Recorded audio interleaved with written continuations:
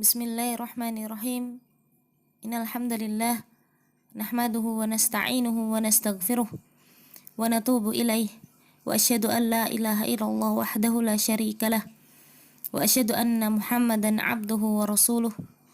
Allahumma shalli wa sallim ala nabiyyina Muhammad wa ala alihi wa ashabihi ajma'in. Amma ba'd. Pada pertemuan yang keempat ini kita akan melanjutkan pembahasan kitab Fikih Tarbiyatil Abna karya Syekh Mustafa Al-Adawi. Dan insyaallah kita akan membaca kisah tentang dakwah Nabiullah Ibrahim alaihissalam kepada ayahnya. Wa ha huwal khalilu Ibrahim alaihissalam yunashidu abahu fayaqulu lahu.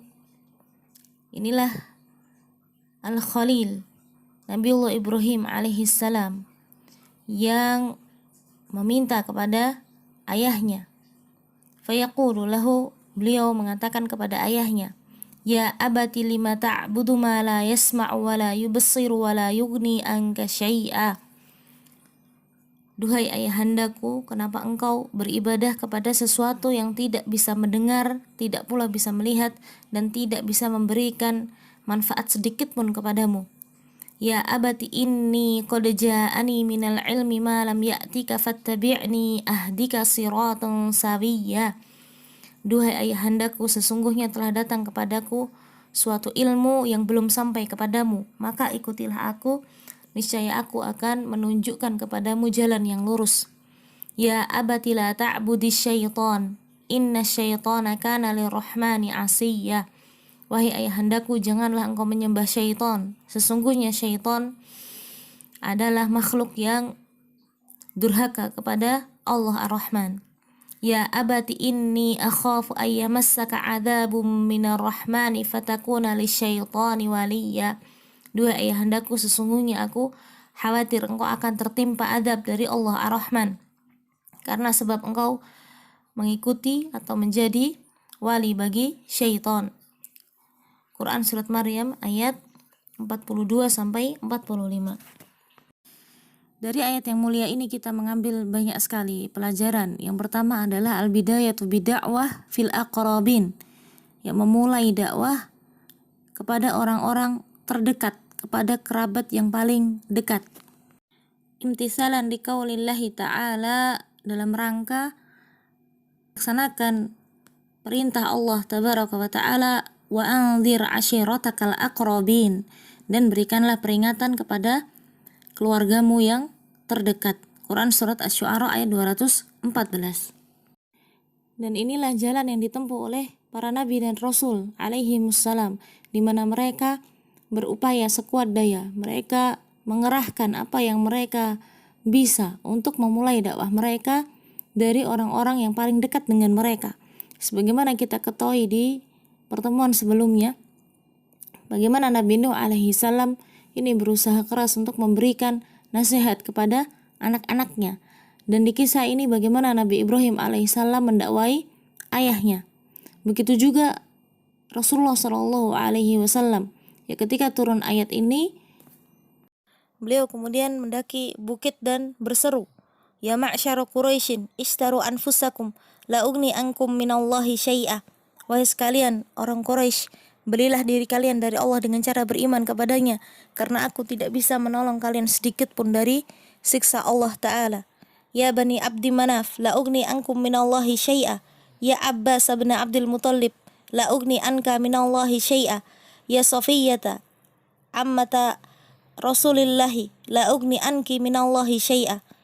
Wahai Bani Abdi Manaf, wahai Abbas bin Abdul Muttalib, wahai Safiyah, bibinya Rasulullah Sallallahu Alaihi Wasallam, aku tidak bisa menolong kalian sedikit pun dari siksanya Allah. Wa ya Fatimata binta Muhammadin, salini ma syi'ti min mali, la ugni anki minallahi syai'a.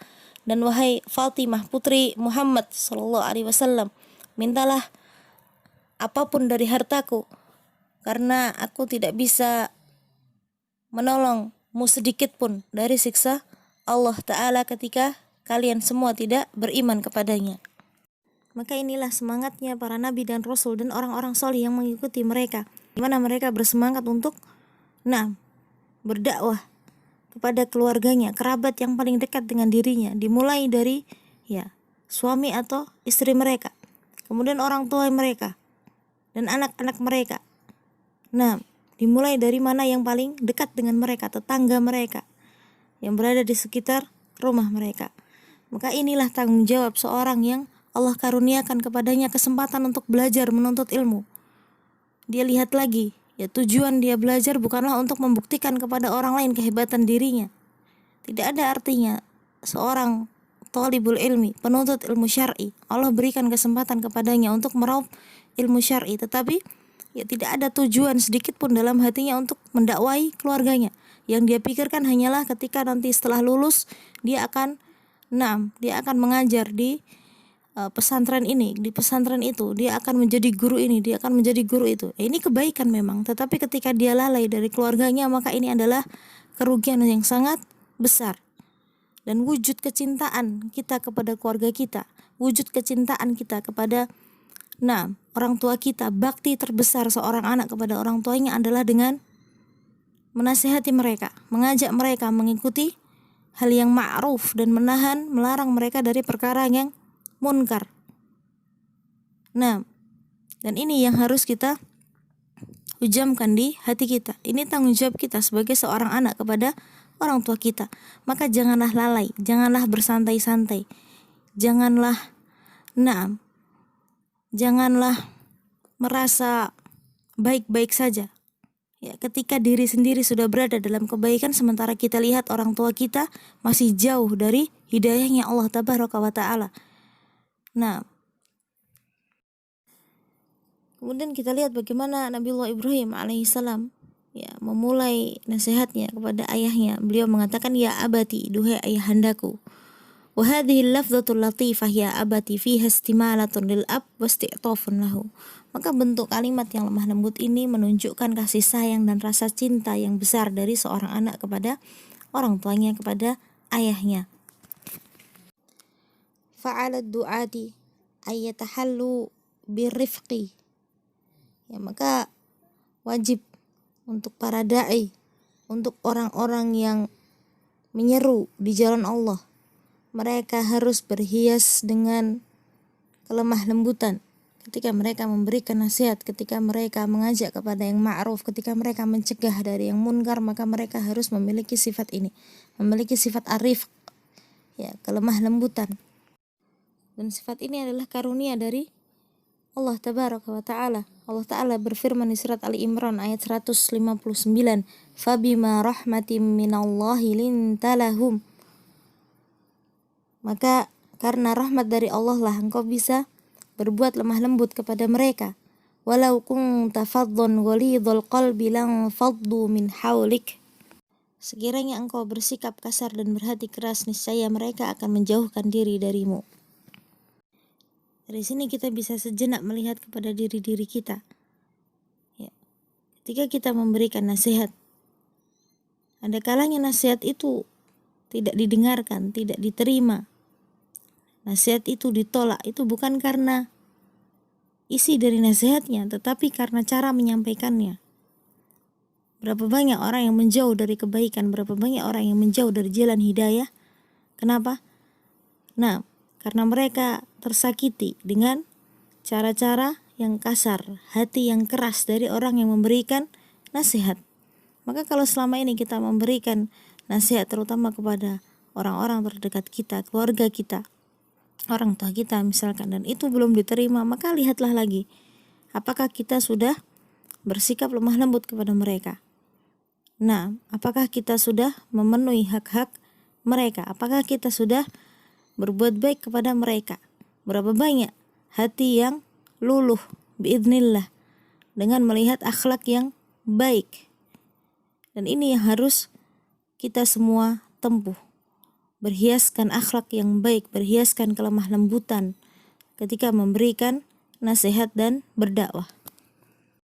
Keutamaan bersikap lemah lembut juga disebutkan oleh Rasulullah SAW. Inna rifqa la yakunu fi syai'in illa zanahu wa la yunza'u min syai'in illa syanahu. Sesungguhnya kelemah lembutan tidaklah ada pada sesuatu melainkan akan menghiasi hal tersebut, dan tidaklah dicabut pada sesuatu melainkan akan menjadikannya buruk. Hadis sahih riwayat Muslim. Kemudian Nabiullah Ibrahim alaihissalam berkata kepada ayahnya, "Ya abati lima ta'budu ma la yasma'u wa la yubsiru wa la yughni anka syai'a." Wahai ayahandaku, kenapa engkau menyembah sesuatu yang tidak bisa mendengar, tidak pula bisa melihat, dan tidak bisa memberikan pertolongan sedikit pun kepadamu. Dari sini kita mengambil faidah ala da'i ayahtamma bil adillati sam'iyyati wal aqliyati fi da'watil kuffar. Seorang dai harus memberikan atau memperhatikan dalil-dalil sam'iyah, dalil yang bersumber dari Al-Quran dan Sunnah, dan juga dalil yang mudah diterima oleh akal sehat manusia ketika mereka mendakwai orang-orang kafir. Dan inilah yang dilakukan oleh Nabiullah Ibrahim alaihissalam ya, ketika beliau menerangkan kepada ayahnya alasan kenapa ayahnya harus meninggalkan sesembahan-sesembahan itu, ya, meninggalkan patung-patung itu. Ya, beliau katakan la yasma'u wa la yubsiru. Ya, patung-patung itu tidak bisa mendengar, tidak bisa melihat, tidak bisa menolong sedikit pun. Ya. Jadi diberikan dalil, diberikan alasan yang mudah diterima akal sehatnya manusia bahwa patung yang tidak memiliki kekuatan sedikit pun ya tentu tidak pantas untuk dijadikan ilah, tidak pantas dijadikan sesembahan. Dan ini pula yang disebutkan di banyak ayat ketika Allah Tabaraka wa Ta'ala mengajak manusia untuk berpikir. Begitu juga ketika Allah Tabaraka wa Ta'ala membantah orang-orang kafir. Sebagaimana di surat Yasin ayat 81, Allah Ta'ala berfirman, "Awalaysa alladhi khalaqas samawati wal arda biqadirin ala an yakhluqa mislahum bala wa huwal khallaqul alim." Tidakkah zat yang menciptakan langit dan bumi mampu untuk menciptakan kembali yang serupa dengan mereka? Benar, dan dialah zat yang maha menciptakan lagi maha mengetahui. Maka ayat ini menjadi bantahan bagi orang-orang yang mengingkari adanya hari kebangkitan. Karena sesungguhnya teramat mudah bagi Allah menciptakan sesuatu yang sudah pernah Allah ciptakan sendiri. Ya, menghidupkan kembali. Nah, sosok makhluknya yang sudah pernah dia ciptakan di awal kali. Itu jauh lebih mudah daripada menciptakan untuk pertama kalinya. Ketika Allah Ta'ala sanggup untuk menciptakan pertama kalinya, Allah yang menciptakan manusia, Allah yang menciptakan alam semesta dan seisinya, maka sangat mudah bagi Allah untuk menghidupkan kembali manusia setelah kematian mereka. Ini menggunakan dalil akliyah, jadi menggunakan menunjukkan bukti-bukti yang bisa mudah diterima atau ditangkap oleh akal sehatnya manusia. Maka ini sesuatu yang harus kita perhatikan ketika kita memberikan nasihat atau ketika kita mengajar murid-murid kita dan nantinya kita mendidik anak-anak kita. Berikan alasan-alasan. Bicaralah dengan sesuatu yang mudah dicerna dan ditangkap serta dipahami oleh akal mereka sesuai dengan usia mereka. Ketika kita memerintahkan pada sesuatu, maka terangkan apa manfaat yang akan mereka dapatkan jika mereka melakukan kebaikan tersebut. Ini sekaligus untuk memotivasi mereka, memberikan semangat kepada mereka. Dan sebaliknya, ketika kita melarang dari suatu perkara, sampaikan apa madorot, apa bahaya yang bisa menimpa mereka jika mereka menerjang larangan yang Allah Ta'ala tetapkan. Penjelasan-penjelasan yang seperti ini biidznillah lebih mudah diterima. Ketimbang kita sekadar memberikan perintah atau memberikan larangan begitu saja tanpa menjelaskan lebih jauh ada apa di balik sebuah perintah dan ada apa di balik sebuah larangan. Kemudian Nabiullah Ibrahim alaihissalam mengatakan kepada ayahnya, "Ya abati inni qad ja'ani minal ilmi ma lam ya'tika fattabi'ni ahdika siratan sawiyya." Hal ini menunjukkan bagaimana Nabiullah Ibrahim alaihissalam tetap menjaga adab di hadapan ayahnya. Alih-alih beliau katakan, wahai ayahku, aku ini lebih berilmu darimu. Atau mengatakan, wahai ayahku, aku sudah lama ngaji, aku sudah berada di jalan hidayah, sementara engkau masih bodoh, engkau orang jahil, engkau orang awam yang tidak pernah ngaji, yang tidak mengerti ilmu agama ini dengan baik. Ya, beliau tidak mengatakan seperti itu kepada ayahnya. Bahkan beliau alaihi salam ya, justru mengatakan kepada ayahnya, ini qad ja'ani minal ilmi, ya, telah sampai kepadaku suatu ilmu yang belum sampai kepadamu. Ya, beliau katakan belum sampai kepadamu. Allah memberikanku ilmu, suatu ilmu yang ilmu ini belum nyampe kepada engkau, wahai ayahku. Ya, beliau mengatakan seperti itu. Fattabi'ni, maka ikutilah aku. Ahdika siratan sawiyya, dan aku pun akan menunjukimu ke jalan yang lurus. Ya, beliau tidak secara langsung meninggikan dirinya di hadapan ayahnya karena keilmuan yang ada pada beliau, tidak. Tapi beliau katakan telah sampai padaku suatu ilmu yang memang ilmu ini belum sampai kepadamu. Ini bentuk kesopanan. Ya, bentuk kesopanan, bentuk adab ketika kita memberikan nasihat kepada sosok yang lebih tua, sosok yang lebih kita hormati seperti orang tua kita ataupun kerabat kita yang memang usianya jauh di atas kita. Perhatikanlah adab seperti ini. Nah, kemudian beliau mengatakan, ya abati la ta'budi syaitan, inna syaitana kana lirrahmani asiyya. Wahai ayahandaku, jangan menyembah syaitan, karena sesungguhnya syaitan itu amat besar kedurhakaannya kepada Allah Zat yang Maha Pengasih. Ini menunjukkan ya bagaimana Nabiullah Ibrahim alaihissalam setelah beliau mengajak kepada jalan yang lurus. Di kalimat sebelumnya, fattabi'ni ahdika siratan sawiyya, beliau ajak kepada jalan yang lurus, dan beliau juga mencegah, melarang, menghindarkan ayahnya dari perkara yang batil, dari mengikuti syaitan. Dan ini sejatinya hakikat dari amar ma'ruf nahi munkar yang menjadi kewajiban bagi kita semua, di mana kita mengajak kepada perkara kebaikan, perkara yang ma'ruf, dan kita melarang, mencegah dari kemunkaran. Amar ma'ruf dan nahi munkar adalah dua hal yang beriringan. Sebagian atau bahkan kebanyakan dari kita cenderung merasa ringan ketika mengajak pada kebaikan. Ketika kita mengajak orang tua kita misalkan, atau kerabat kita, atau sahabat kita, misalkan mengajak untuk ngaji, mengingatkan mereka untuk melakukan sholat misalkan, atau memotivasi mereka agar mereka mulai belajar Al-Quran, mereka mulai menghafalkan Al-Quran, itu cenderung lebih ringan ketimbang mencegah atau melarang mereka dari kemunkaran yang mereka sukai, atau dari kemunkaran yang memang sudah biasa mereka kerjakan.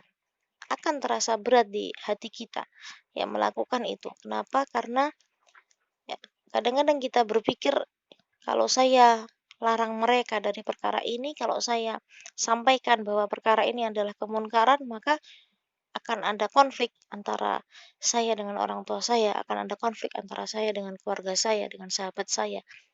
Ya, biasanya itu yang kemudian menjadikan seseorang berat untuk melakukan nahi munkar, mencegah dari kemunkaran. Padahal dua hal ini adalah dua hal yang beriringan, ya sejalan, harus dipenuhi. Nah,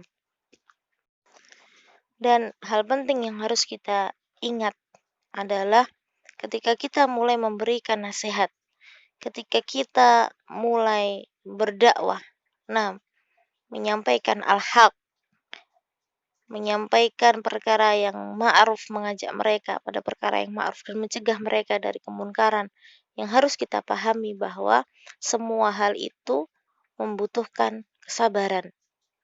Semua hal itu membutuhkan kesabaran. Tidak bisa kita sekedar mencari jalan aman atau zona nyaman dalam berdakwah, dalam menasehati. Saya akan menasehati untuk sesuatu yang aman-aman sajalah, yang tidak menimbulkan konflik, sesuatu yang tidak menimbulkan mungkin menjadikan mereka sakit hati. Jadi saya cukup di jalur yang aman dan nyaman saja. Tidak bisa seperti itu. Kita tidak bisa seenaknya saja ya memilih-milih. Oh, ini sesuatu yang saya nasihatkan lah. Saya ajak mereka kepada perkara ini karena ini aman-aman saja. Sementara untuk perkara yang itu saya nggak sanggup. Saya lepas tangan. Saya menyerah. Saya berlepas diri. Karena karena kalau saya sampaikan, kalau saya komentar, wah ini akan timbul sesuatu. Akhirnya dia biarkan kemunkaran terus terjadi di hadapan mata dia tanpa diusahakan untuk memberikan perbaikan, tanpa dia usahakan untuk memberikan nasihat. Alasannya apa? Alasannya karena dia tidak kuat mental. Ya, kita tidak kuat hati kita tidak siap mental kita untuk menerima konsekuensi dari sebuah dakwah, dari sebuah nasihat. Yang namanya nasihat bisa saja dia diterima. Alhamdulillah. Ini yang kita semua harapkan. Tapi ya tidak jarang sebuah nasihat itu ditolak, bahkan diingkari. Itu sebabnya butuh kekuatan hati, butuh kekuatan mental, dan butuh kesabaran untuk bersiap menghadapi konsekuensi-konsekuensi seperti ini. Bukan justru dengan meninggalkan ya total dan membiarkan kemunkaran itu tetap terjadi. Tidak seperti itu. Kita lakukan perbaikan dengan apa yang kita bisa. Kita usahakan sebaik-baiknya dengan sebaik-baik cara. Dan kemudian kita memohon kepada Allah agar Allah melembutkan hati orang yang kita nasihati dan orang yang kita dakwai sehingga mereka mudah menerima kebenaran. Kemudian Nabiullah Ibrahim alaihissalam mengatakan, Ya abati inni akhafu ay yamassaka adzabum minar rahmani fatakuna lisyaitani waliya. Wahai ayahandaku, sesungguhnya aku khawatir engkau akan tertimpa dengan azab dari Allah Ar-Rahman atau sehingga engkau menjadi wali dari syaitan. Hal ini menunjukkan ya bukti cinta itu adalah dengan menjaga orang-orang yang kita cintai agar tidak terjerumus pada bahaya, agar tidak terjerumus pada perkara yang mendatangkan kemurkaan Allah tabaraka wa ta'ala. Itu sebabnya Allah ta'ala berfirman, Ya ayyuhalladzina amanu qu anfusakum wa ahlikum nara.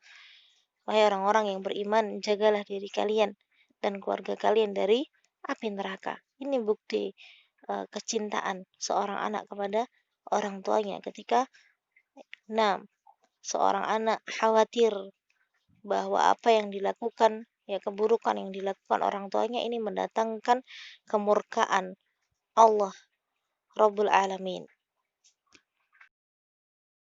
Kemudian Syekh mengatakan, فبماذا أجاب هذا الأب على إلحاح الخليل عليه السلام وهو يدعوه ويناديه يا أبت يا أبت يا أبت يا أبت. Maka bagaimana ayah ini menjawab seruan dari putranya Al-Khalil alaihi salam yang beliau terus mengajak, bahkan memanggil dengan panggilan penuh kelemah lembutan, Ya abati, wahai ayahandaku tercinta, mengajak kepada jalan yang lurus. Bagaimana tanggapan ayahnya?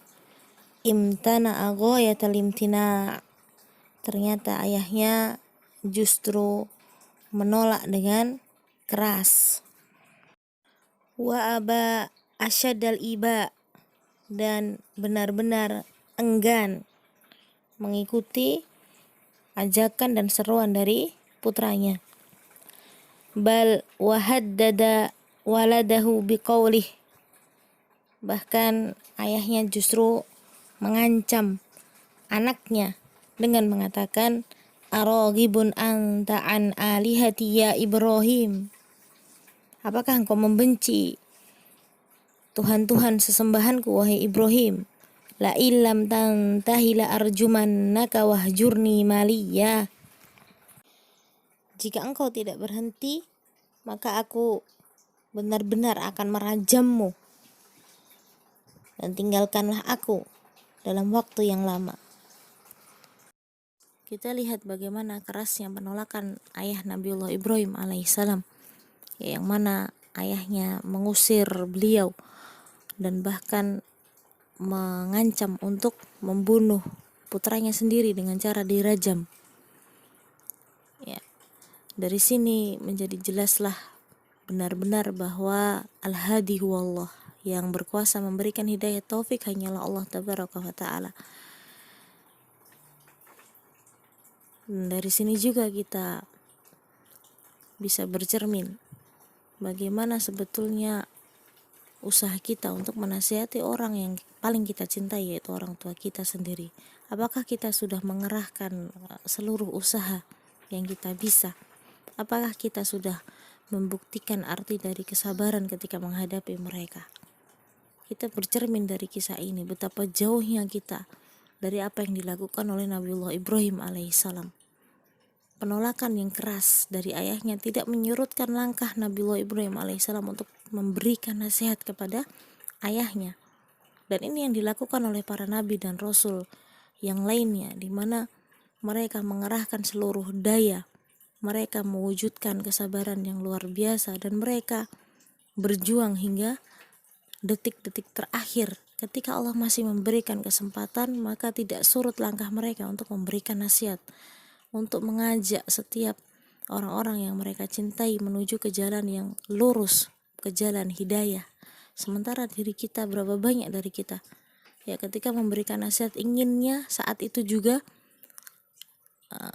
diterima nasihat kita. Sekali memberikan nasihat, saat itu juga orang yang kita nasihati langsung mengikuti apa yang kita nasihatkan, inginnya seperti itu.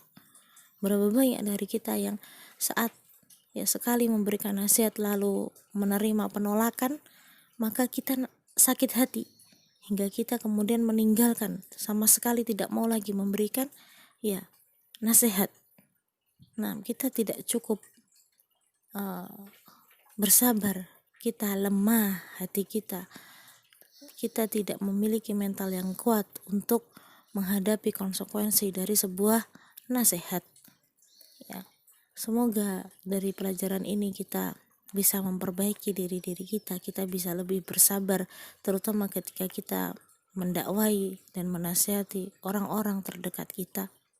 Dan semoga Allah mengaruniakan kepada kita dan orang-orang yang kita cintai hidayah taufik dan keistiqomahan di jalannya yang lurus. Wallahu ta'ala a'lam wa sallallahu ala nabiyyina Muhammadin wa ala alihi wa ashabihi ajma'in walhamdulillahi rabbil alamin.